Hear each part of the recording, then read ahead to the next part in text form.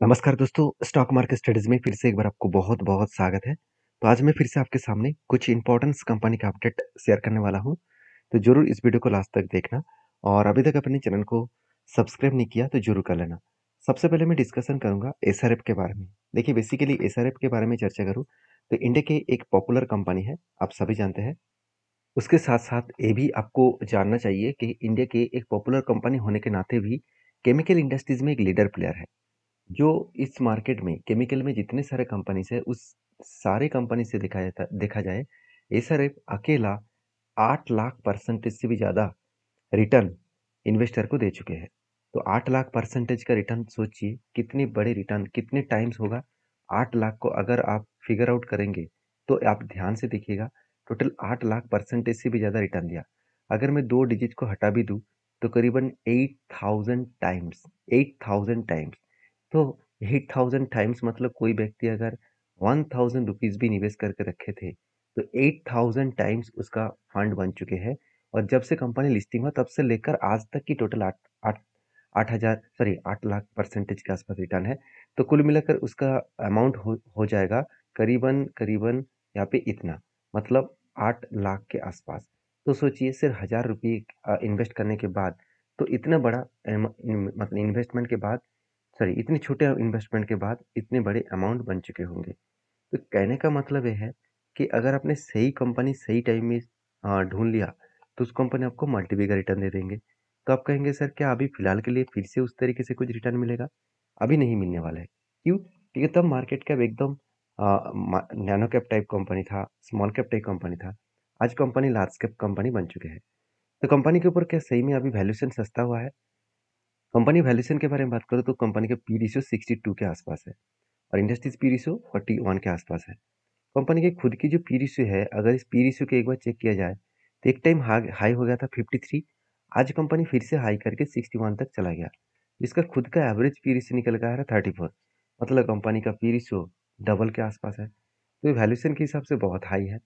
दूसरी बात, कंपनी के ऊपर कर्जा थोड़ा सा है, मतलब ऑब्वियसली कर्जा थोड़ा सा ज़्यादा है। ज़्यादा मतलब 0.50 के नीचे हमेशा हो तो पॉजिटिव माना जाता है, मगर कंपनी के जो डेप्थ ऑफ इक्विटी है वो 0.44 के आसपास है।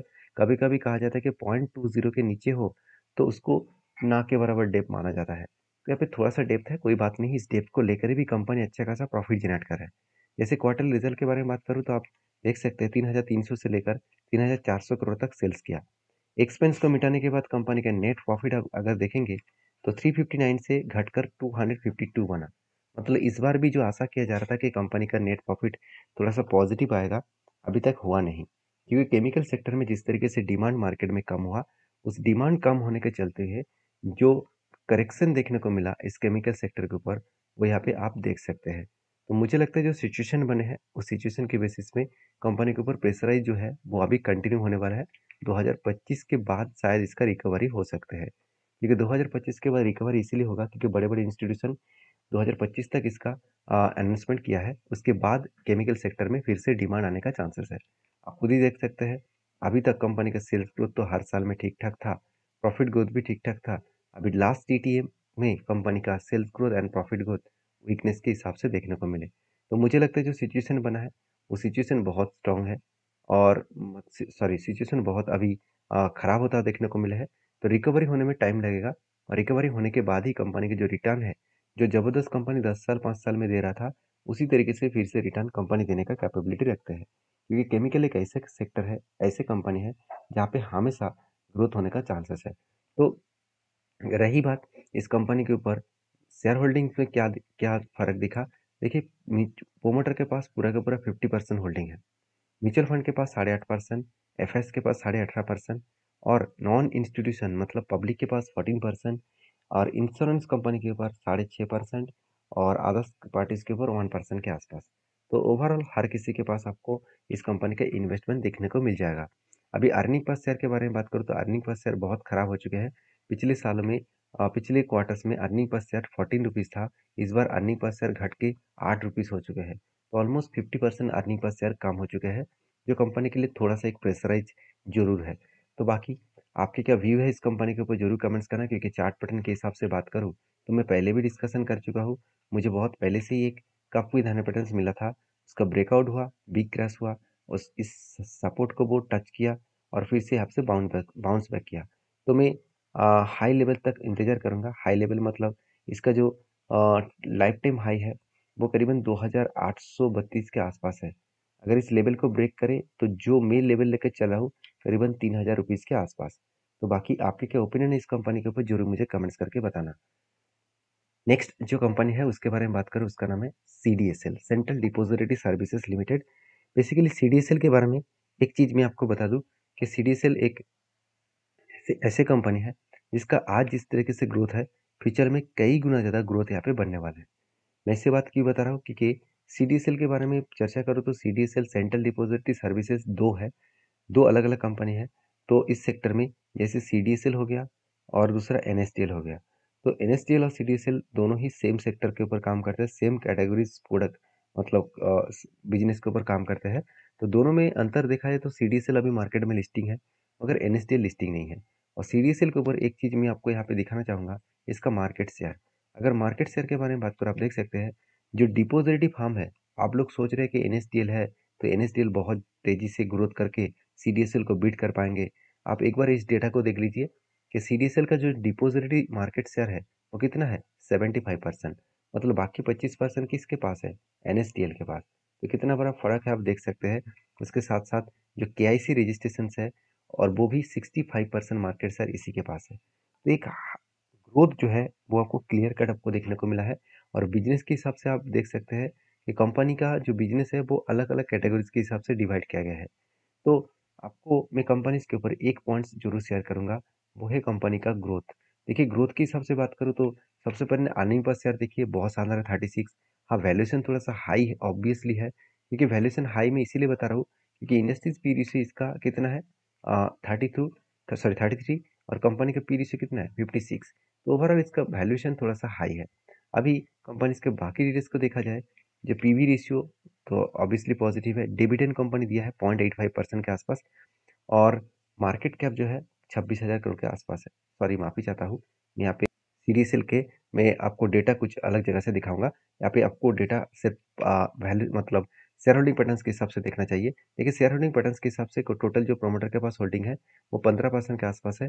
म्यूचुअल फंड के जो होल्डिंग है 15%, FS के पास 14% और पब्लिक के पास 46% और इंश्योरेंस के पास 8% के आसपास होल्डिंग है। तो अच्छा खासा इस कंपनी के बिजनेस है, इसलिए कंपनी अच्छा खासा ग्रोथ कर रहा है। क्वार्टर रिजल्ट के हिसाब से बात करो, कंपनी में कभी भी आपको सेल्स के डाउन साइड देखने को नहीं मिलेगा। एक्सपेंस को मिटाने के बाद नेट प्रॉफिट भी 74 करोड़ से 134 करोड़ तक बना। मतलब कंपनी में ग्रोथ और पोटेंशियल बहुत हाई है, क्योंकि company last till two month में 63% के आसपास कंपनी का sales growth and till two month में 64% के आसपास प्रॉफिट ग्रोथ हुआ, जो पिछले सालों की तुलना से दुगना 3 गुना है। तो एक गुड पॉइंट है जिसके चलते कंपनी 118% का रिटर्न भी दिया। तो बहुत सारे लोग मुझे यही पूछते रहते हैं कि कंपनी इतना ज़बरदस्त रिटर्न क्यों दिया, क्योंकि जो कंपनी इतना शानदार परफॉर्मेंस कर रहा है, इतना शानदार फाइनेंशियल रिटर्न्स को मेंटेन कर रहा है, तो क्या उस कंपनी भागेंगे नहीं, ऐसे मतलब होगा नहीं। तो कंपनी भागते चले जाएंगे। तो यहाँ पे देख सकते हैं कुछ अब बात बताया गया है, जैसे होल्ड सेंट्रल डिपॉजिटरी सर्विसेज, मतलब सेंट्रल डिपॉजिटरी सर्विसेज के ऊपर होल्ड करने का अनाउंसमेंट किया गया है। 2235 के आसपास इसका टोटल ICICI सिक्योरिटीज इसका टारगेट रखा है। 2235 का मतलब है 2235 के आसपास हिसाब से बात करूँ तो यहाँ पे डाउन साइड का ट्रेड दिया गया है और मुझे नहीं लगता कि इतना आसानी से वो नीचे आएगा, क्योंकि जिस तरीके से एक रेंज यहाँ पे एक रेंज बनने के बाद फाइनली यहाँ पे ब्रेकआउट हुआ, कंपनी धीरे धीरे करके हायर हाई करते चले जा रहे हैं। मुझे लगता है वो 3000 तक जाकर ही दम लेने वाला है। तो बाकी आपके क्या ओपिनियन है इस कंपनी के ऊपर, जरूर मुझे कमेंट्स करना। नेक्स्ट जो कंपनी है उसका नाम है HDFC बैंक। तो बेसिकली HDFC बैंक के ऊपर सबसे पहले मैं टेक्निकली चार्ट फ्रेंड्स आपके साथ शेयर करूंगा, क्योंकि कंपनी के ऊपर बहुत सारे लोगों ने मुझे कमेंट्स किया, सर आपने जो एंट्री लिया था उसका क्या। देखिए मैंने कप विद हैंड पैटर्न्स के बेसिस में एंट्री लिया था और फाइनली यहाँ पे मुझे टारगेट भी अचीव हो गया था और मैंने टारगेट भी बुक कर चुका था। अभी देखिए उसके बाद फिर से नीचे आ रहा है और एक फिर से एक पैटर्न्स बनने का तैयारी कर रहा है। अभी जो पैटर्न्स बनने जा रहे हैं वो मुझे लगता है एक स्ट्रांगली पैटर्न यहाँ पे बन सकते हैं। स्ट्रांगली पैटर्न क्यों, क्योंकि एक लंबा सा यहाँ पे क्या बना, कप तो बन चुके हैं। एक लंबा सा एक जर्नी के हिसाब से कप तो बन चुके हैं। अभी यही कप के हिसाब से बात करूँ तो लंबा सा यहाँ पे कप बने हैं और उसी बेसिस में अगर छोटा सा हैंडल पैटर्न यहाँ पे कंप्लीट करे तो एक बड़ा धमाका हो सकता है। तो क्या ये सब कुछ संभव है अभी फ़िलहाल के लिए? देखिए संभव तो ज़रूर है, क्योंकि कंपनी का वैल्यूएशन इतना सस्ता है, मैं आपको दिखा दूँ तो आप चौंक जाओगे। कंपनी का पी रेशियो कहाँ पे है? वही लेवल में है जो कोविड के लेवल में था। मतलब एकदम लो लेवल में है। उसी हिसाब से अगर मैं पीबी रेशियो के बारे में बात करूँ, प्राइस टू बुक वैल्यू की बात करूँ, तो कोविड से भी नीचे चल रहा है। मतलब कंपनी एकदम सस्ते में ट्रेड कर रहा है, एकदम लो वैल्यूएशन के हिसाब से ट्रेड कर रहा है। और हमेशा वॉरेन बफेट जी ने यही बात कहा है कि कोई भी अच्छे कंपनी के ऊपर आपको काम करना है, तो आपको हमेशा सस्ते प्राइस में, मतलब अच्छे कंपनी सस्ते वैल्यूएशन के हिसाब से देखने को मिले, तब उसके ऊपर काम करना। सस्ते प्राइस मतलब ये नहीं कि पेनी स्टॉक के ऊपर आप काम कर लेंगे, लॉस मेकिंग कंपनी के ऊपर काम कर लेंगे, ऐसे बिल्कुल नहीं। जो कंपनी हाई ग्रोथेबल हो, जैसे इस कंपनी हाई ग्रोथेबल क्यों है? क्योंकि सेल्स देखिए 51,000 से 81,000 करोड़ बना, और इंटरेस्ट एक्सपेंस सब मिटाने के बाद नेट प्रॉफिट क्या है? नेट प्रॉफिट 12,000 करोड़ से 17,000 बना। तो बेस्ट तरीके से कंपनी का प्रॉफिटेबिलिटी ग्रोथ हो रहा है। अगर लास्ट टिल 2 मंथ के हिसाब से देखूं, तो लास्ट 12 मंथ में 70% के आसपास ग्रोथ हुआ, जो 3 साल में 30% के आसपास ग्रोथ हो रहा था।